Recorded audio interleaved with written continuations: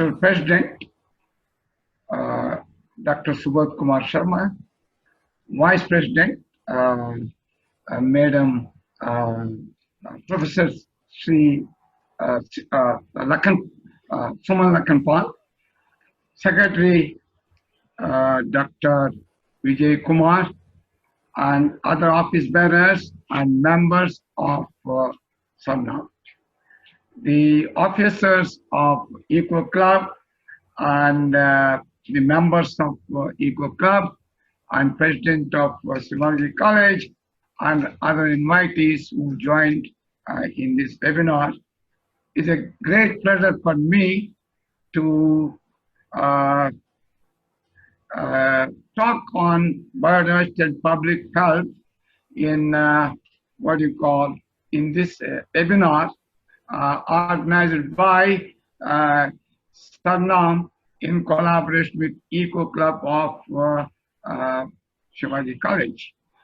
Let me tell you before I present my talk that I agreed to give this talk in today's webinar because of the great persuasion of Dr. Vijay Kumar, who happens to be the Secretary of SERNRM as well as the in charge of the Eco Club of Shivaji College. My talk is on biodiversity and public health. In the first half, I explain you some generic and specific aspects of the topic, and then in the second half, I would show you. I'll take you go through the different landscape elements of the biodiversity parks. In simple terms, biodiversity refers to diversity at all levels of biological organization, ranging from genes to biosphere. There are 4 categories of biodiversity. The genetic diversity, that is diversity at the gene level; species diversity, that is diversity at the species level; and the ecosystem diversity, and the diversity that refers to diversity at the ecosystem level. Human cultural diversity is often considered as a 4th category of biodiversity. This human culture biodiversity refers to diversity in languages, religion, food habits, art, and so on. Next. Ecosystem is a category of biodiversity and is a natural functional system of an area where the 4 constituents of the environment, known as environmental resources or natural resources, that is water, soil or rock, air,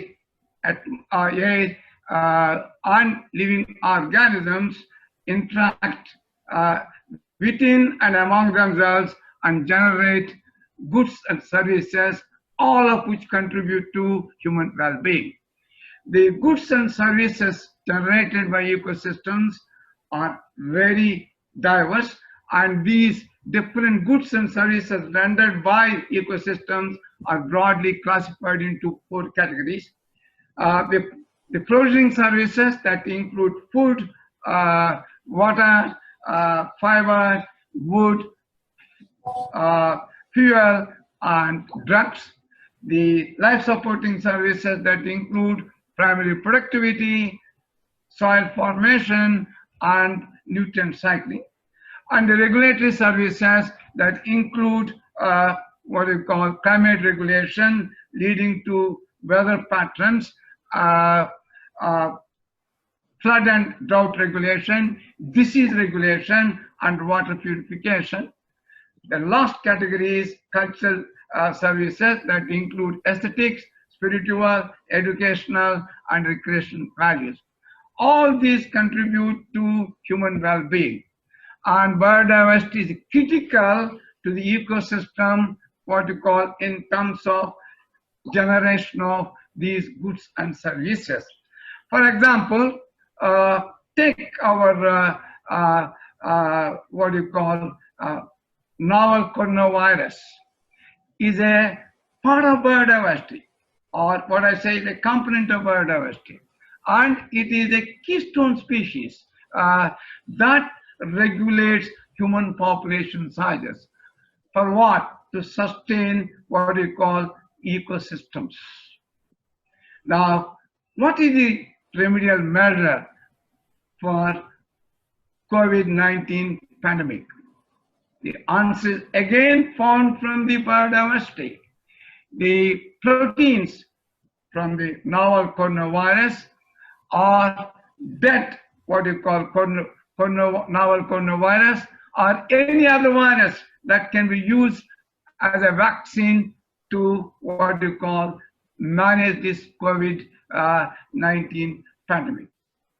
The other bioresources also what we call serve as drugs to manage this COVID-19 pandemic. I just want to tell you already many institutes in India are trying their best to utilize plant resources to find out a drug that can what you call manage this COVID-19 pandemic. This is the way the nature functions with human beings as a part of ecosystem. Mind it, it is not very unusual. This is a natural way of what you call epidemic of a disease, a regulation of a population size, and management of the disease using the bioresources. Next, please. Humans do not realize that their evolutionary fate is linked with the survival and sustenance of biodiversity. This is a very, very important aspect of it. For example, environmental microbiome provides what you call much needed human microbiome right from the birth to the death. For example, newborns acquire what you call their microbiome as soon as they're born from the environmental microbiome. And this microbiome protects them from what you call harmful, what you call pathogens. Next, please. Continuous, what you call enrichment of human microbiome is a necessity to keep human immune system at a very high level to prevent health risks ranging from what you call high blood pressure to cancer and even to the pandemics. It is the biodiversity that provides clean water, clean air, and process always generated by humans and recycle them in a way that these finite resources are conserved and utilized what you call in a successful way. Now, the next question is,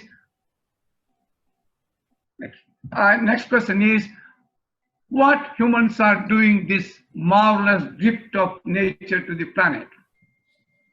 Human-induced changes in the ecosystems during the last 50 years exceeded all those changes that took place in the entire human civilization. For example, most of our rivers are dead.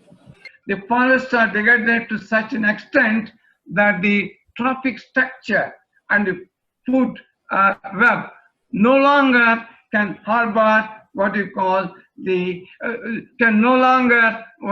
able to generate goods and services.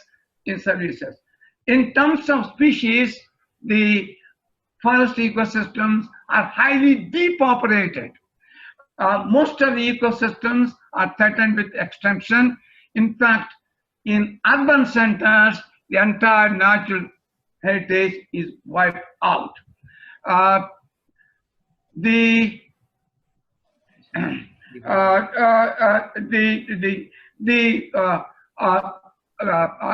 well-being of 3.2 billion people is undermined due to land degradation alone. Land degradation alone led to 87% of the world ecosystems were made extinct. The ecological integrity of most of our ecosystems is either lost or disrupted. I would explain to you what is an ecological integrity. How a floodplain forest contributes to what we call water quality of the river through regulation of the water temperature.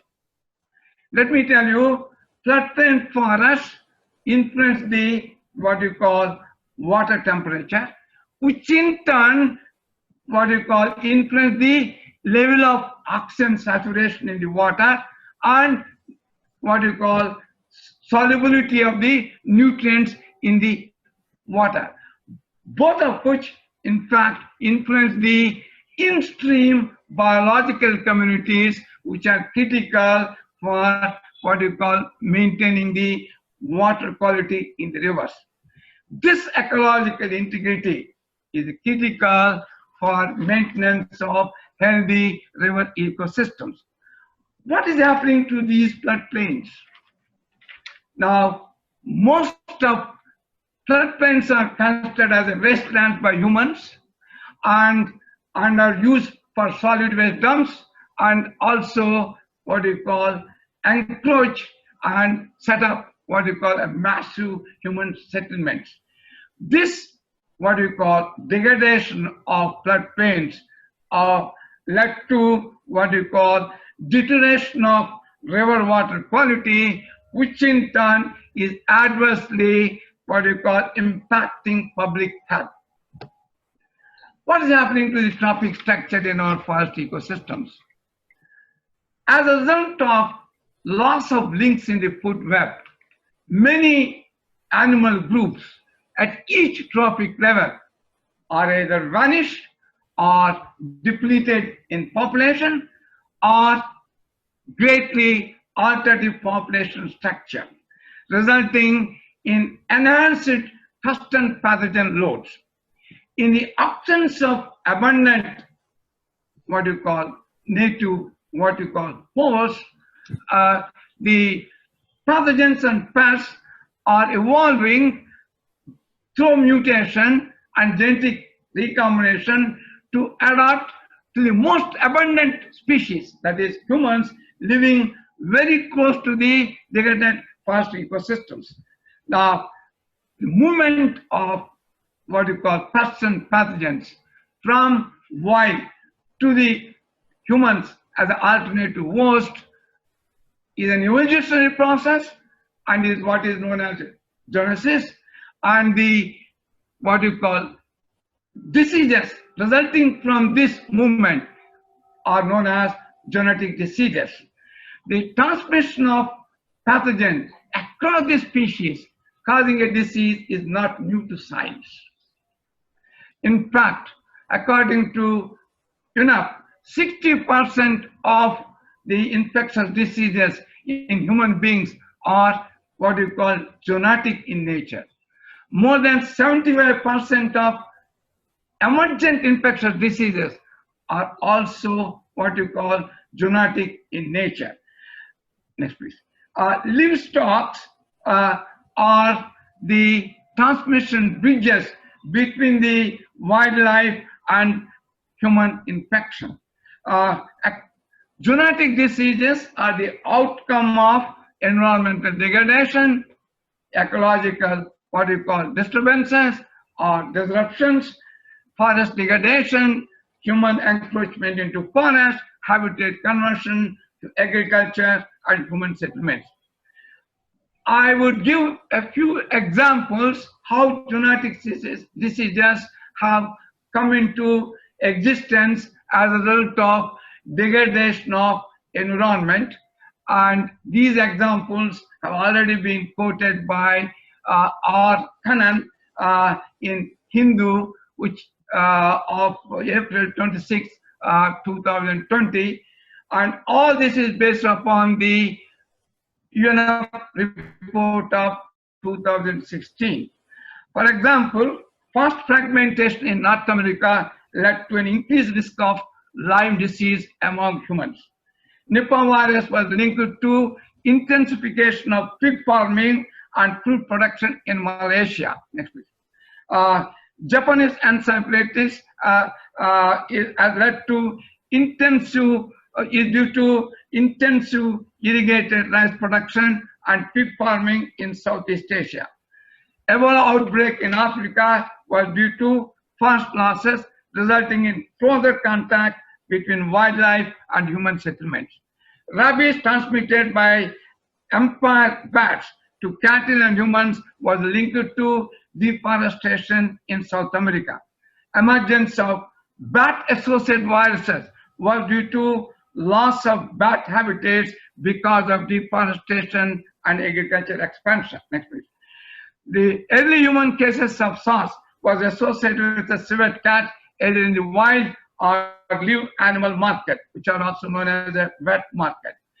Emergence of avian influenza was linked to intensive poultry farming. COVID-19 pandemic is moved from bats to pangolin and from pangolin to humans in wet market of China. The above, I already told you, these examples have been quoted and have been mentioned in Hindu newspaper on 26 April 2020. Next please. Why viruses have become a keystone species in ecosystems? This is very, very, very important to enhance our understanding of the functioning of the ecosystems. The cornerstone of evolution is mutual regulation of population size of species, which is critical for sustenance of natural ecosystems in the face of limiting natural resources. Whenever one species becomes dominant, epidemics of pests and pathogens occur to control its population. For example, when half of the planet was inside the houses, right, under lockdown due to COVID-19 pandemic, the air quality was improved across the world and river pollution is reduced drastically across the world, and both these have an impact on the plant and animal communities. What I want to say, the animal and plant communities have revived to a large extent in a forest ecosystem as well as in other related, what you call, parks. Next please. Enough report says ecosystem integrity, I'm quoting enough. These are not my words. Enough report says ecosystem integrity underlines human health and development. Human-induced environmental changes modify wildlife population structure and reduce biodiversity, resulting in new environmental conditions that favor particular hosts, vectors, and or pathogens. Consequently, preserving ecosystem integrity can actually help to regulate disease, supporting a diversity of species so that it is more difficult for one pathogen to spill over, amplify, or dominate. Next please. Some experiments concluded that the wild biodiversity around the crops reduced the pest load on the crop, resulting in enhanced what you call yield. I will not explain this. This experiment was conducted in Indonesia, where they found if you keep wild biodiversity around crop field, the pest load is drastically reduced and there's an increase in heat. Executive Director Ms. Inger Anderson says, never before have so many opportunities existed for pathogens to pass from wild and domestic animals to people. Our continued erosion of wild spaces has brought uncomfortably close to animals and plants. But I also want to add here, no one talks about it. Globalization has broken the traditional geographical barriers among the species and populations. What I want to say is, globalization is the root cause of these pandemics, particularly the COVID-19 pandemic. Food security may be also threatened due to genetic homogenization of what you call modern cultivars. And I must also tell you that food security is also threatened, will be threatened if a pest or a pathogen from a nearly extinct wild relative of crop jumps into modern cultivars. That would wipe out the entire, what you call, our agriculture, leading to famines, and that lead to political unrest, and which in turn will result in the collapse of the entire system. Now, what I want to say here is, much before realize that there is a need of wild spaces for preservation of ecological diversity, ecological integrity of ecosystems and biodiversity, to prevent disease regulation, to regulate diseases and prevention of pathogens and pests jumping from wild to humans. We evolved the concept of biodiversity parks that serve as a buffers, protective natural shields, not only for disease regulation, but also serve as source of environmental microbiome that enrich human microbiome, which in turn reduce public health burden. The biodiversity parks also mitigate and adapt to climate change, store flood waters and recharge groundwater, and provide a wide range of other ecosystem services and goods. In fact,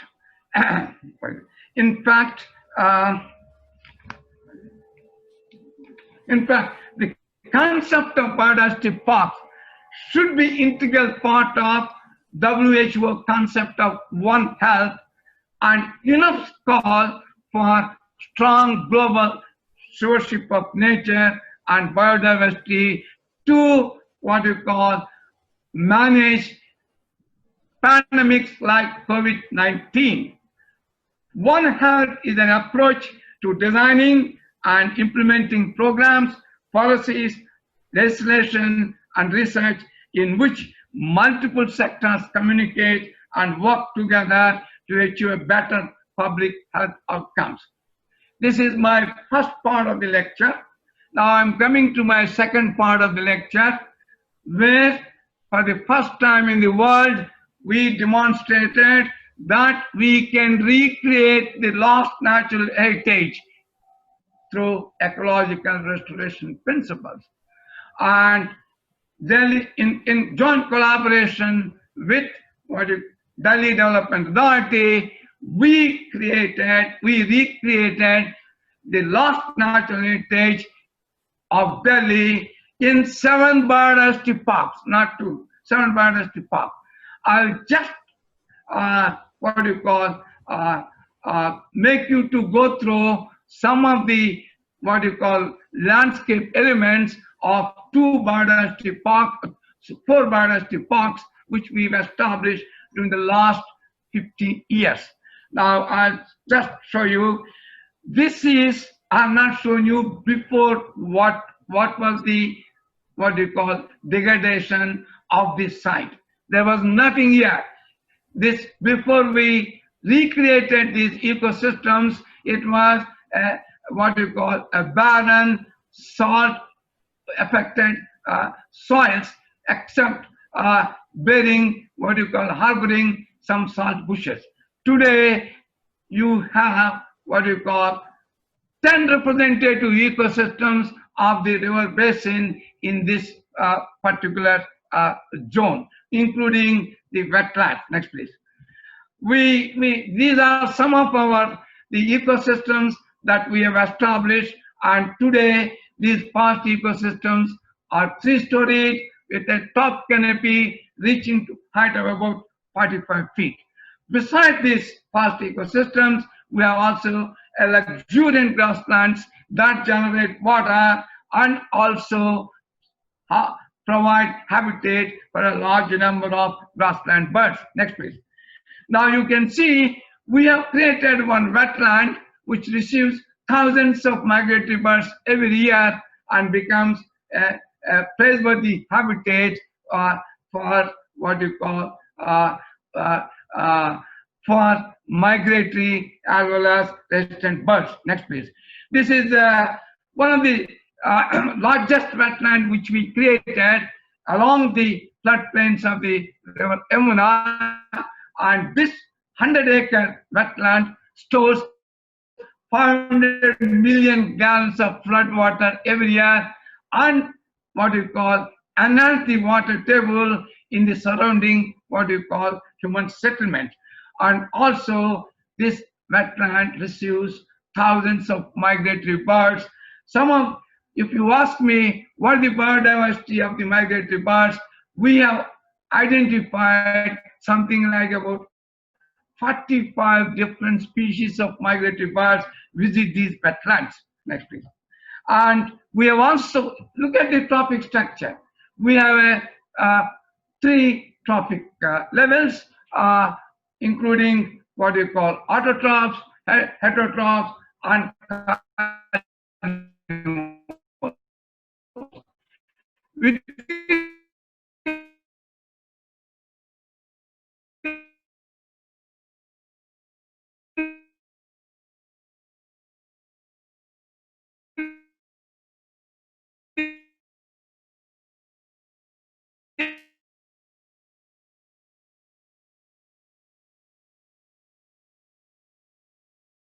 that is a 150 years ago. Next, please.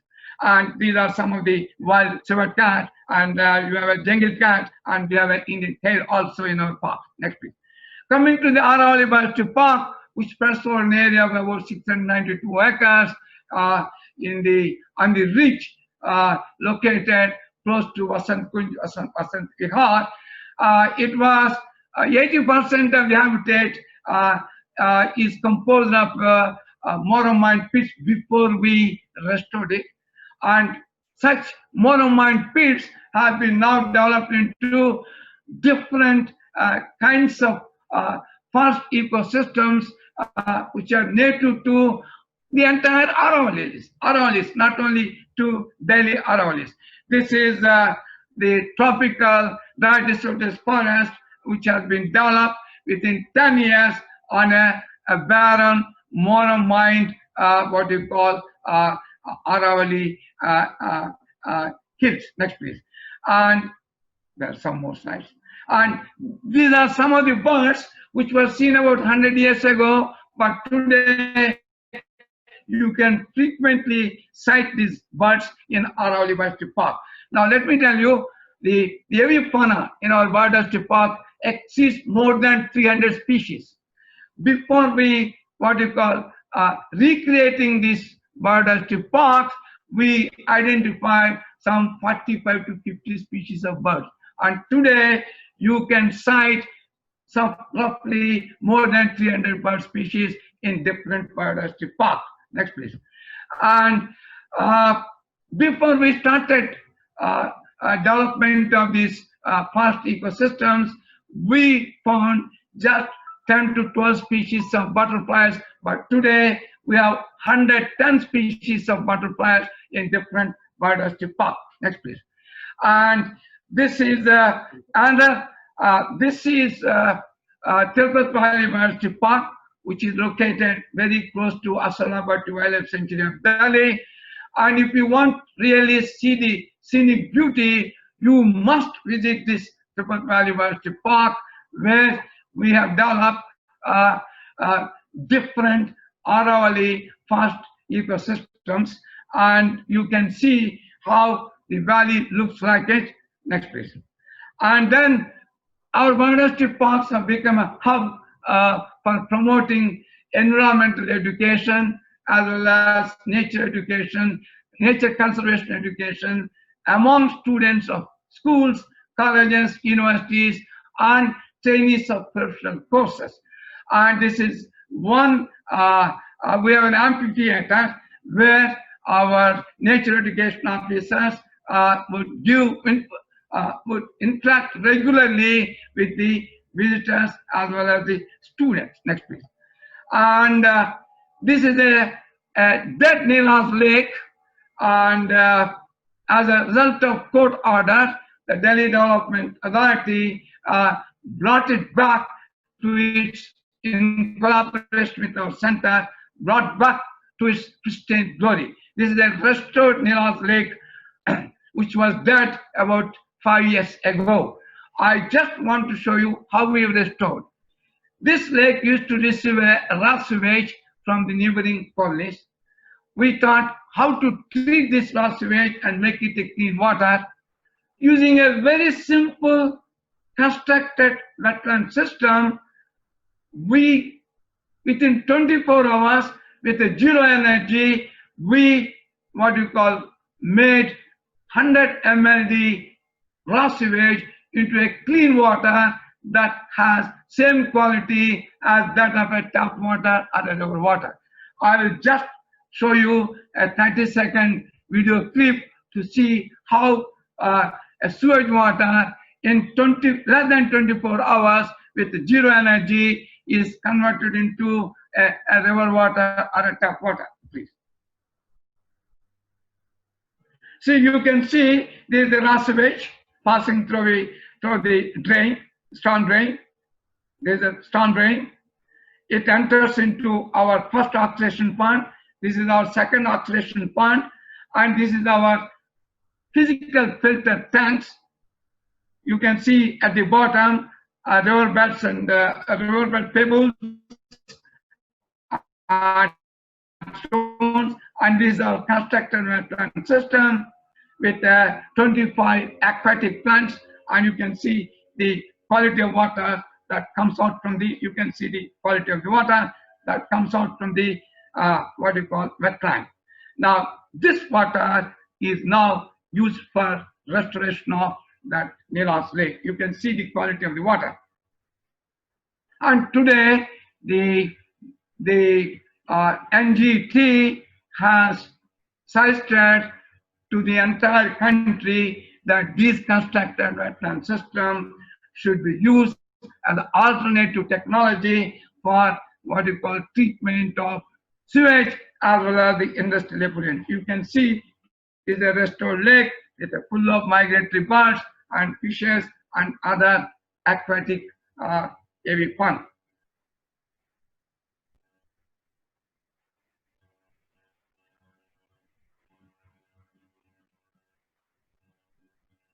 You can see the birds that have come from other parts of the world in this small lake. The lake spreads over an area of about 4 hectares. And we have embankments which support something like 6 biological communities having some 74 species. Thank you very much. I would be very happy if you have some questions or clarifications from me to answer.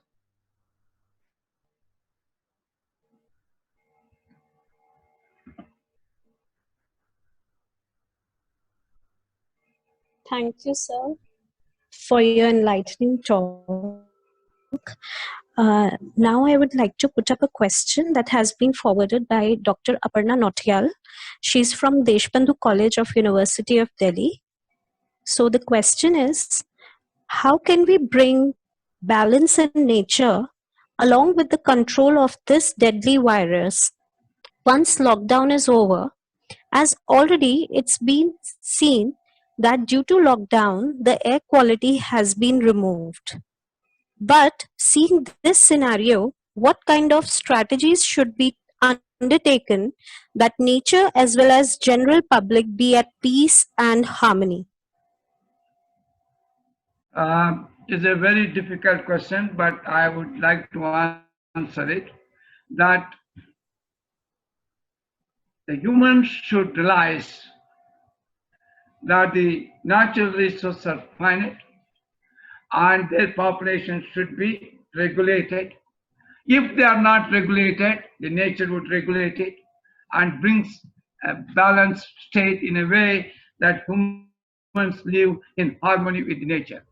Now, the question of lockdown has resulted in the air quality as well as reduce the river pollution.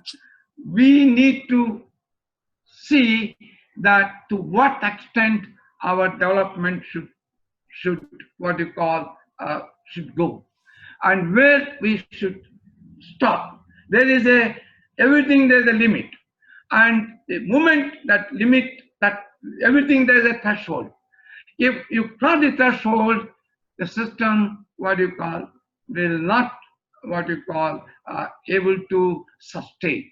So we need to from we have learned many lessons from the COVID-19. Number one lesson: humans do not think they are this super species in the ecosystem. There are other species which are much more super than the humans. That is a proof of COVID-19. Number two, the humans, the lockdown has learned that how human activities contribute to degradation of our natural resources. That is your air and the water and the living resources. So this is a big lesson. COVID-19 has created a new history, human history. What I want to say, it has not created any history in the natural process or evolution, but it has created a new human history so that humans should remember that there are just one species in the ecosystem and one species out of millions of species of biodiversity. The humans should give space to those other species to coexist so that human survival is endured on an evolutionary time scale. I hope I have answered that question. Now I would like to put up the question forwarded by Dr. Pradeep from Delhi University.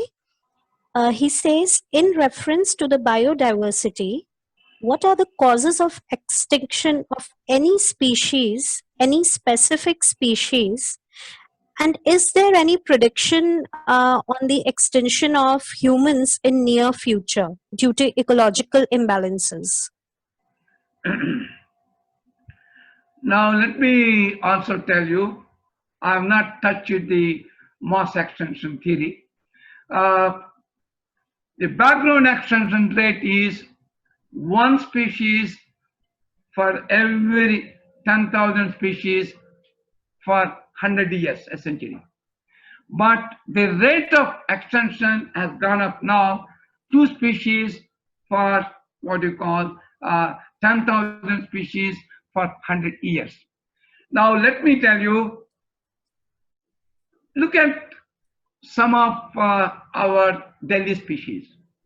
We have what we call as a Serpigia bulbosa. It was abundant at one time on the ridge. Today you cannot find.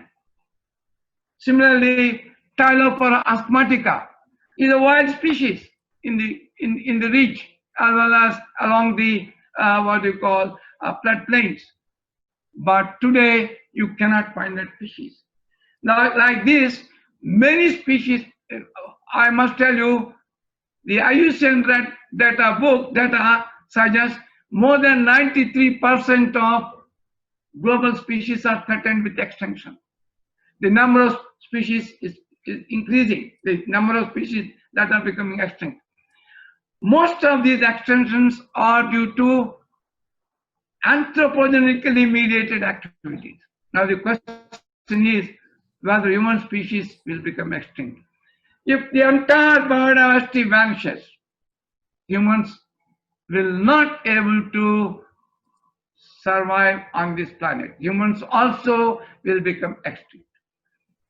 But humans are very clever and they would able to see that they will not allow the biodiversity to become extinct so that they will remain on this planet for on an evolutionary time scale. This is my answer.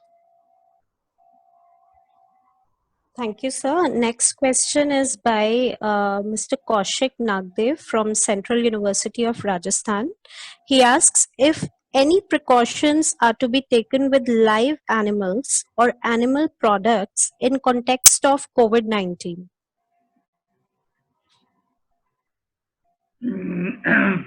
This is a very question that required public health.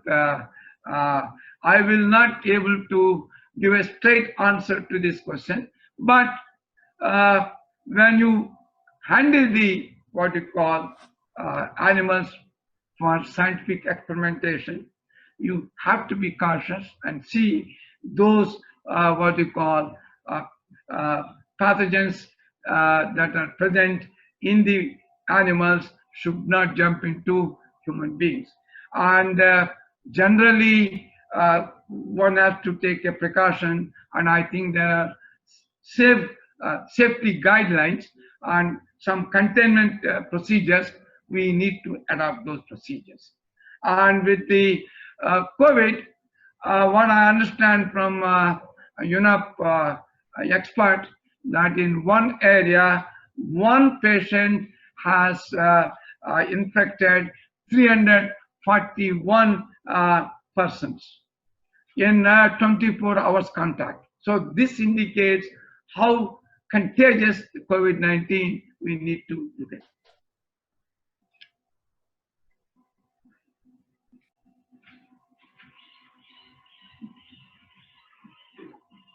Hello. Yes, please. So can I answer? Yes, please. Yeah. So there is Ms. Shreya Mohapatra who's asking, since we have already destroyed our bat ecosystem, they need to be restored.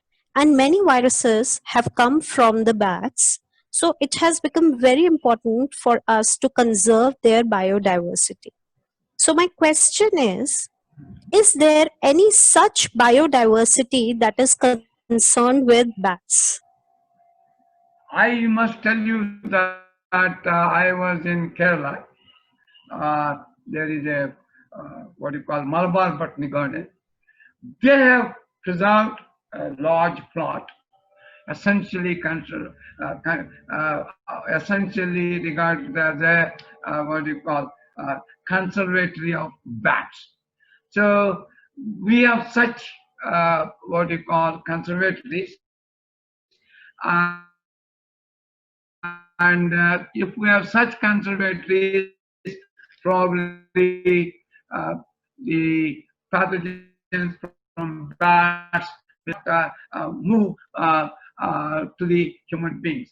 There are, but the point is that to what extent we can go on considering what you call, or to what extent we go on what you call preserving blocks for conservation of specific species. It's practically impossible if you look into what you call the implementation part of it. So therefore, our job is to protect the biodiversity that is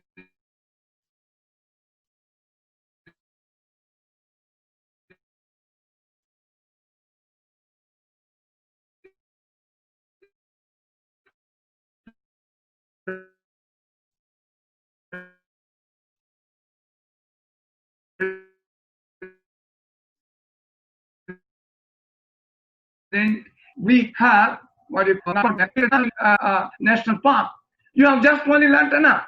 except a few old trees which also will die. So where is the biodiversity? Where the animals will go? Where the plants will go? So therefore, we must see that our forest should be what you call enriched with biodiversity, and that's the most important. And then our degraded forest ecosystem should be brought back to their natural ecosystem. In fact, let me tell you, the Supreme Court passed an order that we should restore all our mined out areas to their original state. The ministry has notified it, but how many of these mining companies are doing this work? Very few. So with that, we just go on thinking, we go on planning, but what is happening on the ground, that we must look at it. Our protected areas are not in a good shape, let me tell you. Most of them are infested with invasive alien species.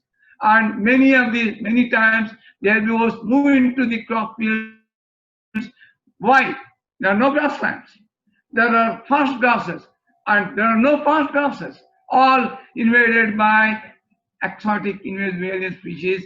There are 9 aggressive species which have invaded all our protected areas. I hope I have answered this question. Right. Now, sir, we have our own president, Ms. Divya Agarwal, who asks, what can we as students do to maintain the ecological integrity?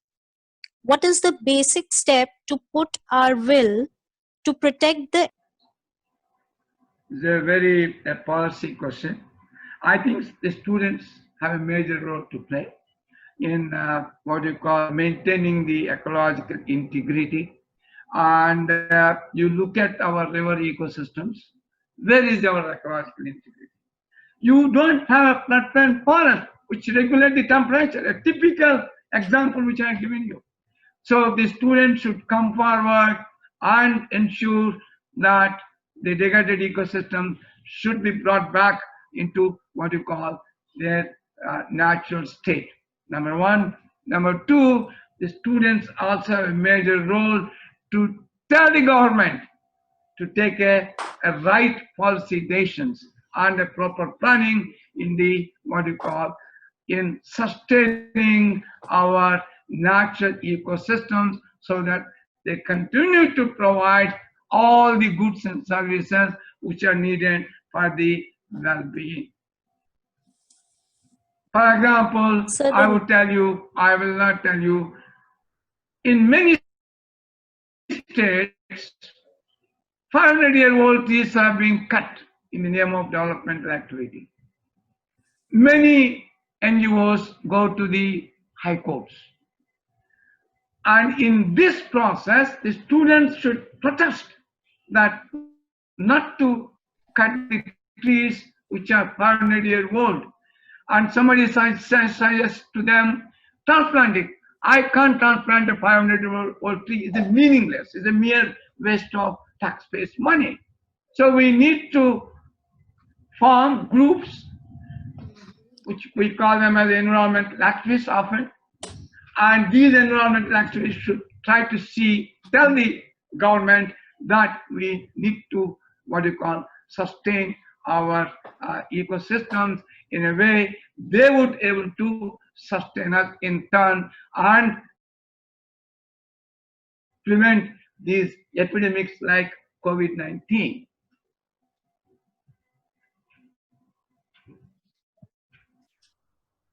Thank you, sir. Now we have Sriram Surapuraju.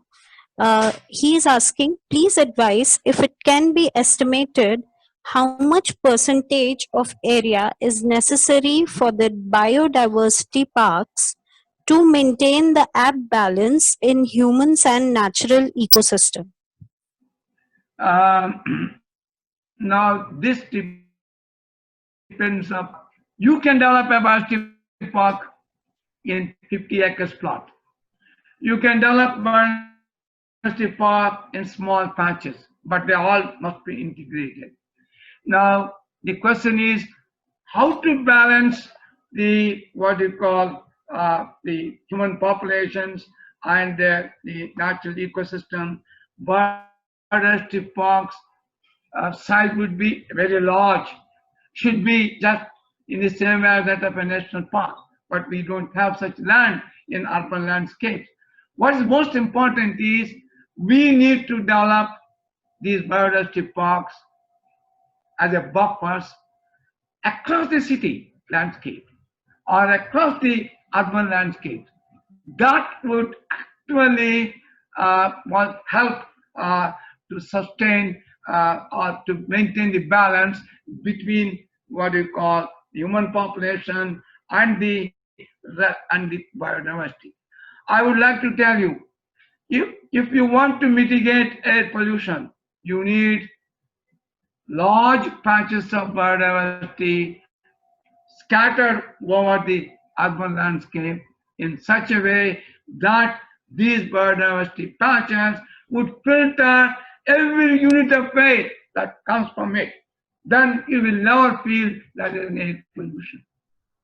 And in city planning, unfortunately, our landscape architects have also become civil engineers, where they try to make everything what you call concrete. They never think of what you call using natural resources. Like, for example, how much area along our roadsides is barren with the soil exposed to the what you call sun? You don't have grasses. We have plenty of grasses. If you put a grasses, your dust flow would be drastically reduced and the dust pollution would be almost become zero. But we are not doing that. Our planners do not take that into account. On the other hand, we will use power blocks or we concretize it, and that results even the trees that are present will die, and then there's a what you call and heat island. We have many I'm not able to explain to you yet, but patches of biodiversity parks across the urban landscapes would go long way in mitigating what you call many environmental issues that are facing our urban cities. So we have a student from University of Delhi, Kamlesh Lakran, who has asked the coexistence of community and biodiversity has now become a matter of prime concern. So how can we ensure this coexistence? When you talk about community, means human community.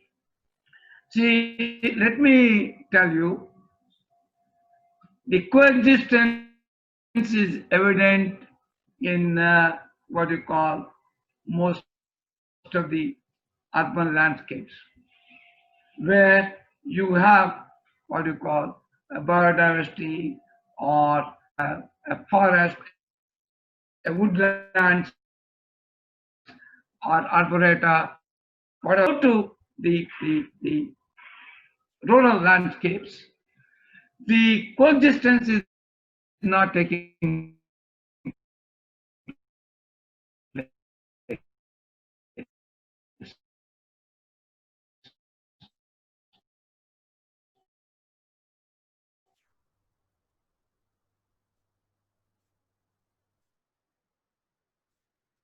The forests have been cleared. When you decide by the disease first, and from there it will spread to the rest of the areas.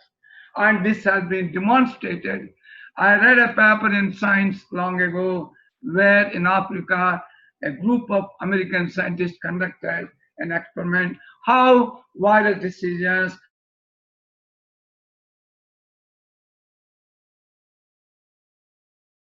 from us who would first get infected and then when they move into the urban landscape, they transmit to others.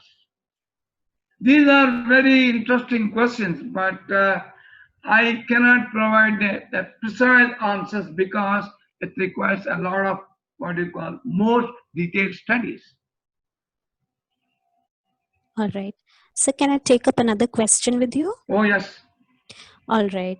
So we have a student from Rajasthan University, sorry, Central University of Rajasthan, who's asking which trophic level is going to be the most affected by COVID-19? If at all, if the COVID moves out from humans to the animals, it is the mammalian group, and particularly the carnivores, the top carnivores. And this is also evident from the death of a tiger in the zoo, which was nursed by a man who has contracted the what you call COVID,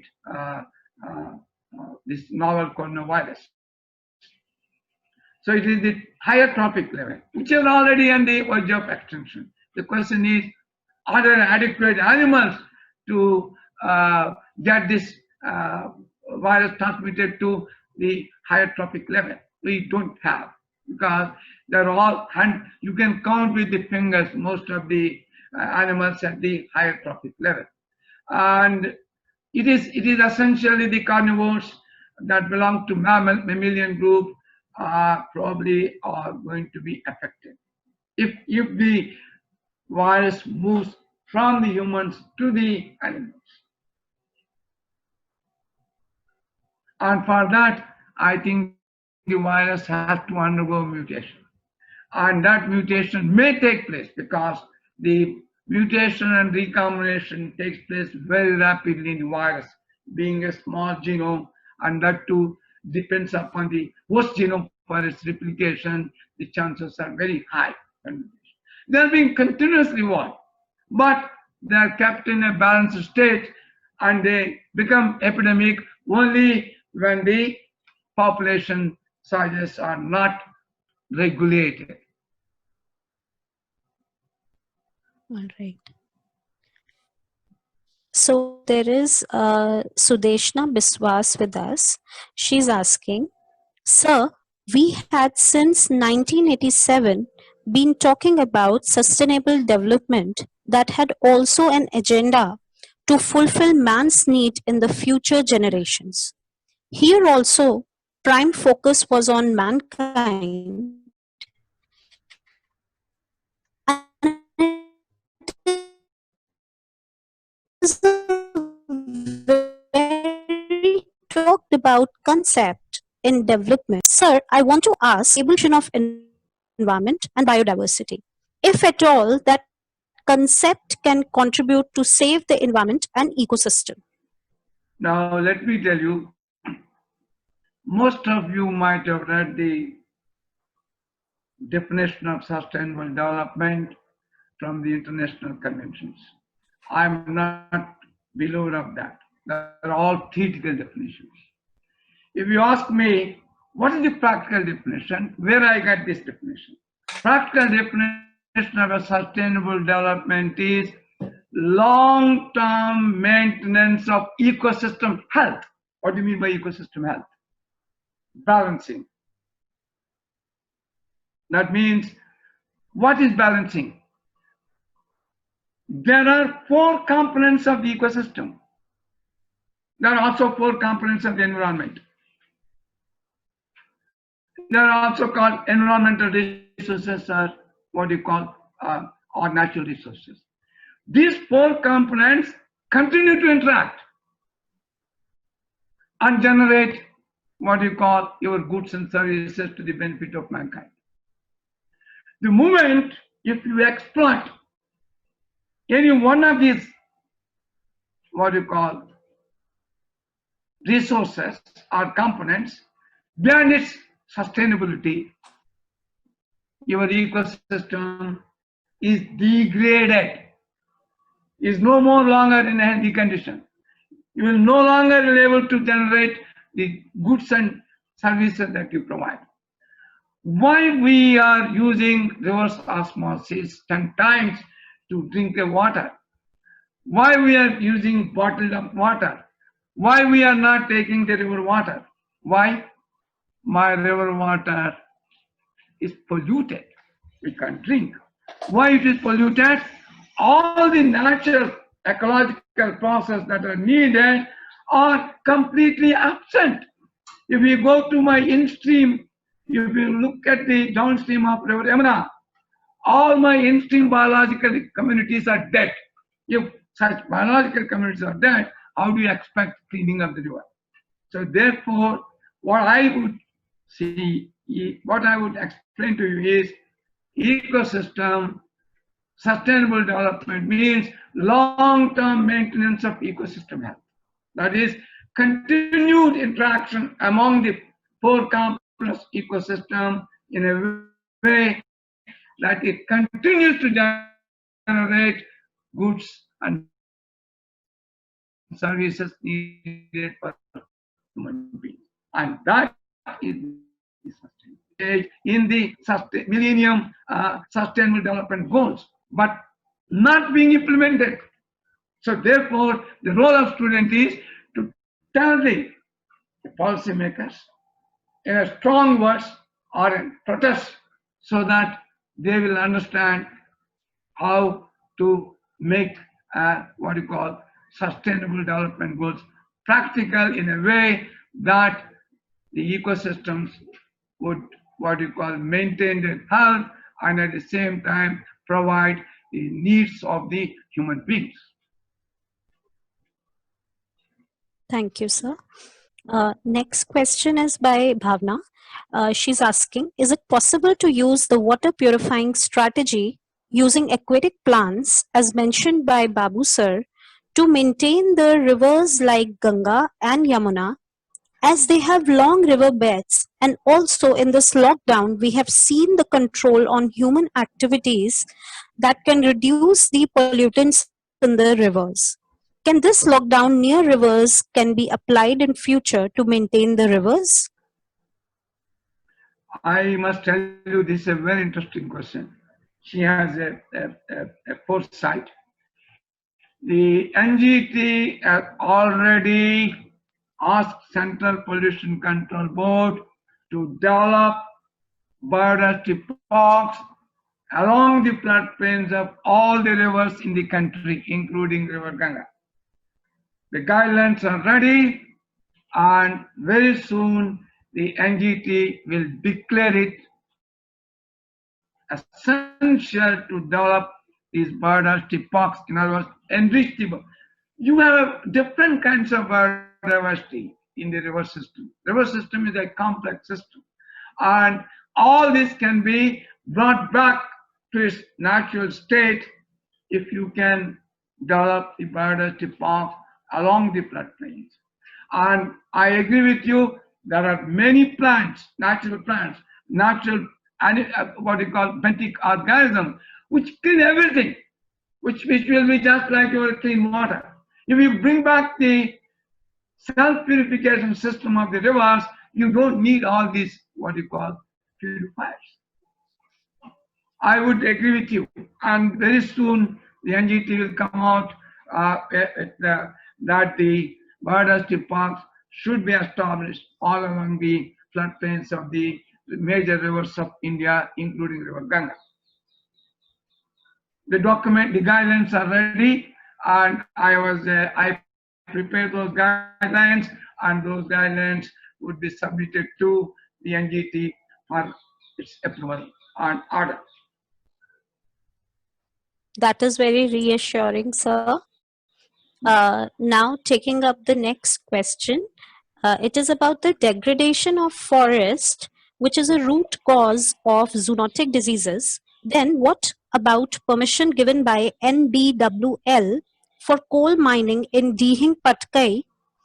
Won't it pave way for another viruses and zoonotic diseases? This is what I explained to you.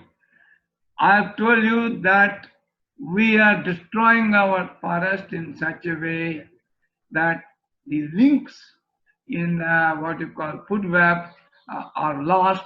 As a result, many animal groups in each trophic level are vanishing or declining. With the result, the their pests and pathogens are built up and they don't have any other host to infect, so they undergo evolution. Now let me tell you, when the mutation takes place, I want to tell you, or when genetic recombination takes place, when an organism is under stress. I used to teach evolutionary biology to my students, but I left teaching long ago, 15 years ago. But when an organism is under stress, mutation takes place, or a genetic recombination takes place. And once a mutation takes place, it forms into a new organism. A new organism will find a new host. This is exactly what happened. A mutation has occurred which changed the receptor site, and that receptor site is found in human beings, and the virus has come to human beings and is spreading. So therefore, what I suggest is that I would agree with you. There must be some sustainable way by which the mining has to be done. All right, I agree with the mining on a limited scale because we need geo-resources for development. But the mined out area should be brought back to the original state, which no one is willing to do it. And once you bring it back, the animals move. The animals go on migrating in search of food, in search of a nice habitat for their reproduction.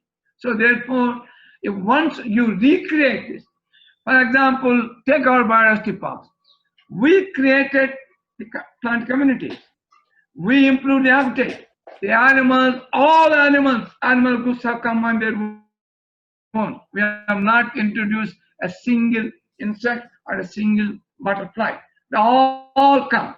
Every year, the number of species that come to our biodiversity park has been considerably increasing. It increases the niches or the ecological diversity.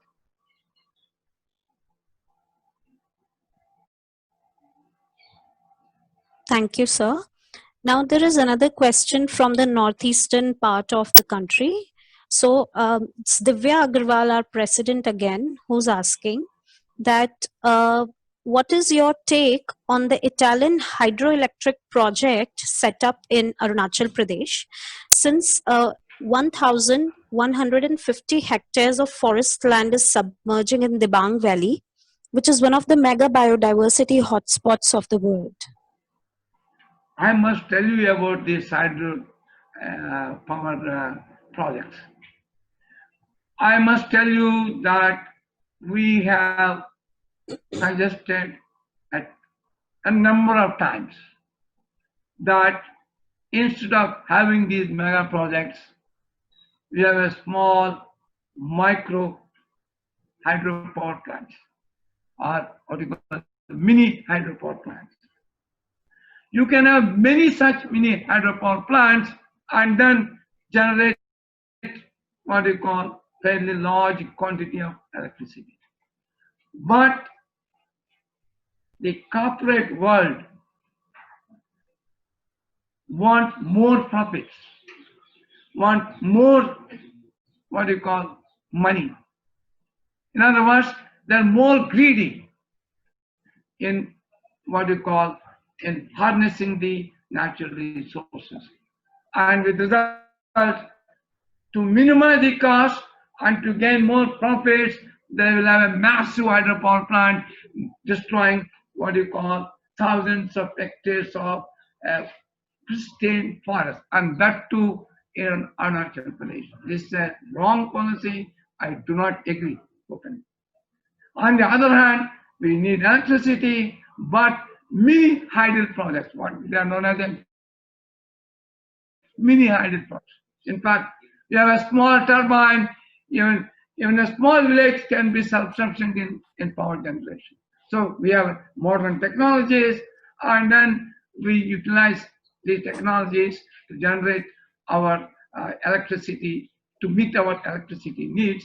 And I would agree, mini hydel projects should be developed instead of a large mega hydropower plants which will destroy biodiversity, which is little known to the science. Let me tell you, Arunachal Pradesh is the least explored area. and you can discover many new species, and you can discover drugs. It's sad to see that our what do you call uh, uh, political leaders uh, uh, providing support to such a large hydro power plants. Uh, Thank you, sir. I will add my own question to this since we are on the topic.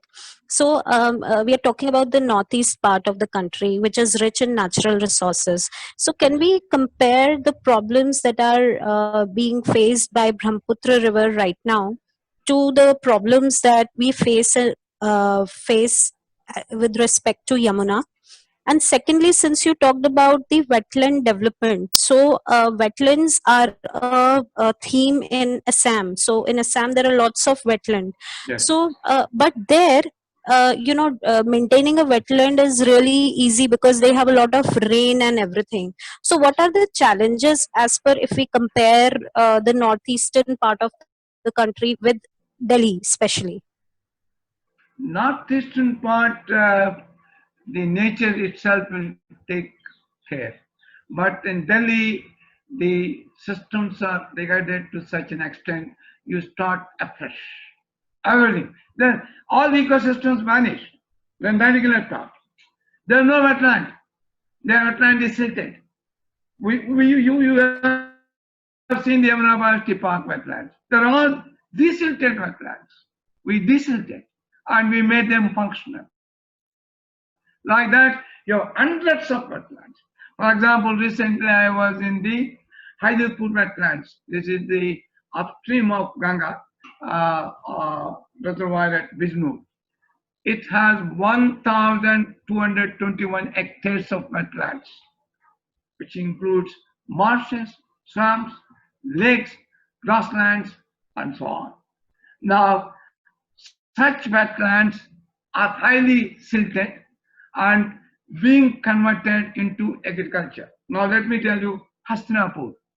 Hastinapur has a 10,000 hectares of wildlife sanctuary or wetlands. Just they are very close to River Ganga. During monsoon season, these wetlands are covered with a huge amount of water. And during the dry season, these wetlands, what do you call, the flood water recedes and water is recharged into the groundwater, they dry up. And during this period, all these 10,000 hectares are converted into agriculture. This is the way that we are sustaining our wetlands.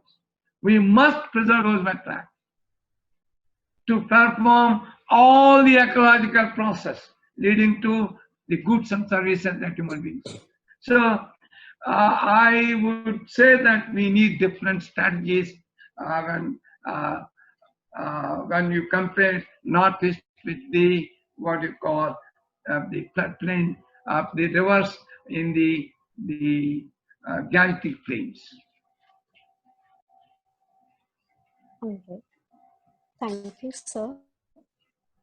We have few more questions. Um, Now the next question is by Dr. Ranjana Roy Mishra. She's asking, Sir, if more buffer zones like biodiversity parks are made in future throughout the world, will these be helpful in minimizing diseases like COVID-19?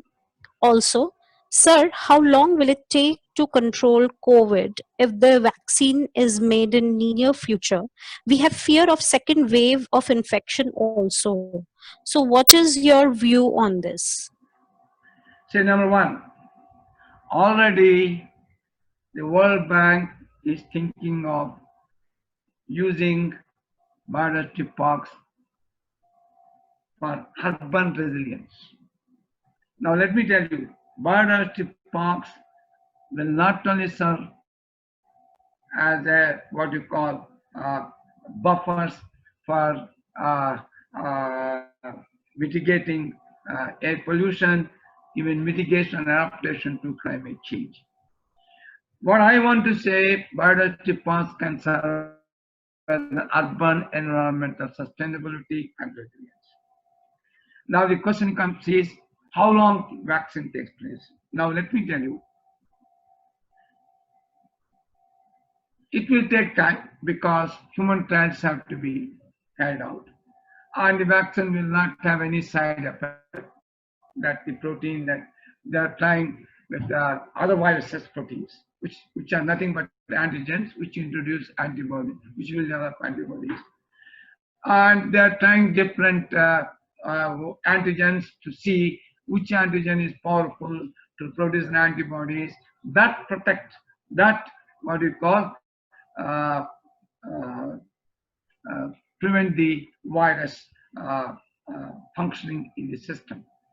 Now, I must also tell you, is my view, and I think a few scientists also expressed, we have a large number of plant resources.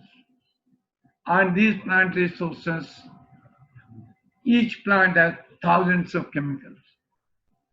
We do not know which chemical will act on what, but you have a what is called Ayush mode of development of a drugs. If we know a resource that is used as a vegetable and that it has the chemicals which inactivate the enzyme which will what you call prevent the formation of what you call that receptor, it can be used directly, but the government is not willing to give permission to utilize these what you call Ayurvedic drugs directly to test on the patients. We're losing time.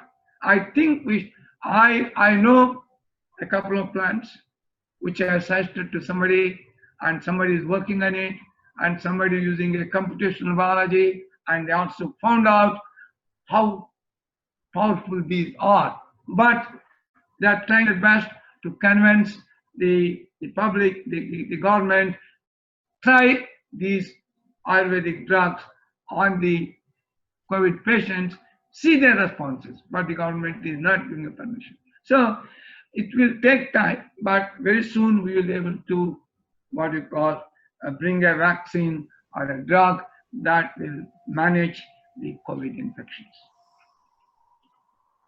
All right, thank you, sir. The next question is by Dr. D. Monica Ram.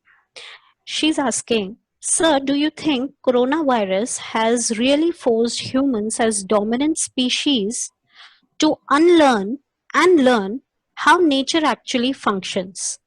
Why humans perceive coronavirus as a common enemy? See, the problem is many of us are not aware how nature functions. Only if we know how the nature functions, then we understand what is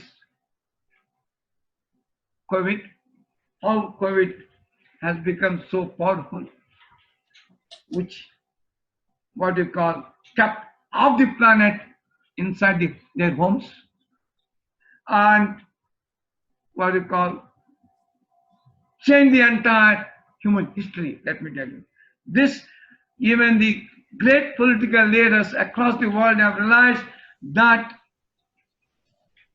the history which we have so far would be different from the history that we will have after or the post-COVID era.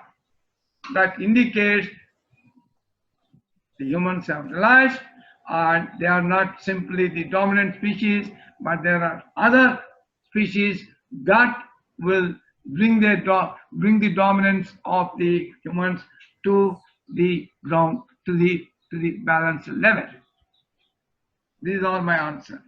Our question is a little bit tough, difficult to answer. Sir, I'm taking up one of the last questions now. It is by Dr. Preeti Tiwari, an extinguished member of our society. In order to revive the economy, the government may relax certain environmental regulations. Will the NGT be powerful enough to stop this? It is a very tough question. And I think NGT is in a tribunal, and the tribunal has a powers like a court, but that depends upon the, the, the government's willingness to implement. See, the judge gives an order, and it is the executive which implements it. Ultimately, it is the executive which, for example, is a compulsory to use constructed wetland system as alternative technology to the what you call conventional technology like STPs. But many states are not willing to adopt it. They say that we will use STPs. But let me tell you, an STP plant costs about 2 crores per 1 MLD, whereas a constructed wetland system, which work on the same principle as the STP, will cost about 5 to 6 lakhs, and which is more efficient than STP in some cases.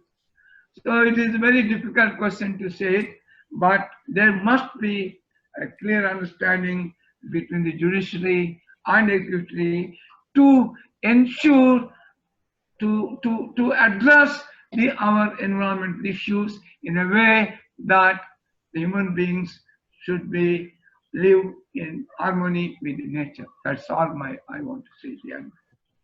So there are two students who are asking questions on dams. So I'm going to fuse those two questions into one. One is saying, one is commenting upon the vicious cycle as to if we made dams, the forests are degraded in couple of miles, and or dams are important also for water system to conserve. So is it important to replay dam from another technique, or it cannot import? And the second one is about dams are a great source of water for domestic as well as industrial use, but we can't neglect the fact that they are also a source of major ecosystem destruction. Is there an alternative?